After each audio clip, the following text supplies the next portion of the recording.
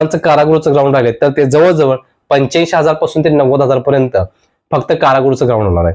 85,000 ते 90,000 पर्यंत कारागृहाची मुलांचा ऍप्लिकेशन अर्ज असणार आहे. तुम्हाला पूर्ण विश्लेषण याच्या आधीच्या पण व्हिडिओमध्ये मी दिलेलं आहे, त्यामुळे ते तुम्ही बघून घ्यायचं आहे. तर जवळजवळ 3 पटीनं कारागृहाला सुद्धा 3 पट, जवळजवळ बॅट्समनला पण 3 पट, त्याच पद्धतीनं 3.5 पट शिपायासाठी आणि चालकासाठी 10 पट, अशा पद्धतीनं ही महिलांचं आणि पुरुषांचं जर कॉम्पिटिशन बघितली, कंपॅरिझन केलं तर एवढ्या मोठ्या प्रमाणात यांना जे ऍप्लिकेशन आहेत ते आलेले आहेत, लक्षात ठेवायचं.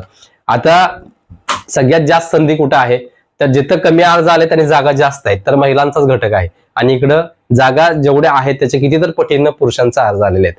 त्यामुळे पुरुषांमध्ये किंवा मुलांमध्ये जे कॉम्पिटिशन आहे ती जास्त आहे, लक्षात ठेवायचं. पुरुषांमध्ये जे आहे प्रमाण ते जास्त प्रमाणात याचे नोंद घ्यायची आहे. महिलांना मोठ्या प्रमाणात संधी आहे, जागा पण जास्त आहे. त्याच पद्धतीनं महिलांचं जे अर्ज आहे ते आले का नाहीत, कारण की महिला